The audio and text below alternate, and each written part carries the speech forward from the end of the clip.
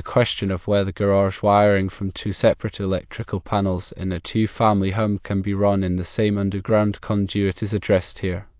The answer is no. Understanding the reasons behind this requires a closer look at electrical codes and safety considerations. Electrical codes, such as the National Electrical Code, or NEC, are designed to ensure safety and prevent hazards. These codes provide specific guidelines for wiring installations, including underground conduits. The NEC addresses several key concerns when it comes to sharing conduits between different electrical services.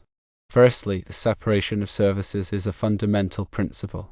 In a two-family home with two separate meters and main disconnect panels, each unit is considered an independent electrical service. Running wiring from both services in the same conduit can create confusion and potential hazards during maintenance or repairs. If a fault occurs in one service, it could affect the other, making it difficult to isolate and resolve the problem. Secondly, there are concerns about voltage differences. Even though both services are typically 120 volts or 240 volts, the potential for voltage differences or imbalances between the two services exists. Running these wires together increases the risk of insulation breakdown and electrical shorts. Thirdly, the NEC addresses the issue of neutral and grounding conductors. Each electrical service has its own neutral and grounding system. Combining these systems in a shared conduit can create ground loops, which can cause unwanted currents and interference. Ground loops can also compromise the effectiveness of safety devices like ground fault circuit interrupters, or GFCIs. Fourthly, the physical capacity of the conduit must be considered.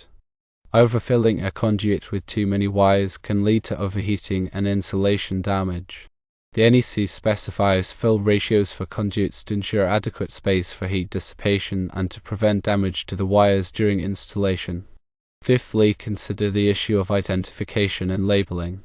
When multiple circuits are run in the same conduit, it is essential to clearly identify and label each circuit. This becomes even more critical when dealing with separate electrical services. Without proper identification, it can be difficult to determine which circuit belongs to which service, especially during maintenance or emergencies. Sixthly, expansion and contraction of the wires within the conduit is a concern. Underground conduits are subject to temperature variations which can cause the wires inside to expand and contract. If the conduit is tightly packed with wires from multiple services, this expansion and contraction can put stress on the insulation and connections, leading to failures over time. Seventhly, the NEC provides specific rules for the separation of different types of wiring. For example, power conductors should be separated from communication cables to prevent interference. Similarly, different voltage levels should be separated to reduce the risk of insulation breakdown. These separation requirements apply to underground conduits as well. Eighthly, consider the potential for future modifications or additions. If the conduit is already full with wiring from two separate services, it may be difficult to add new circuits in the future. This can limit the flexibility of the electrical system and make it more costly to make changes.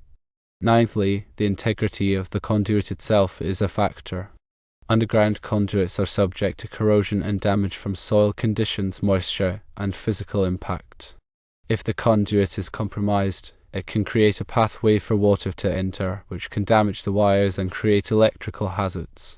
Tenthly, local electrical codes and regulations may have additional requirements or restrictions. It is essential to consult with local authorities to ensure compliance with all applicable codes.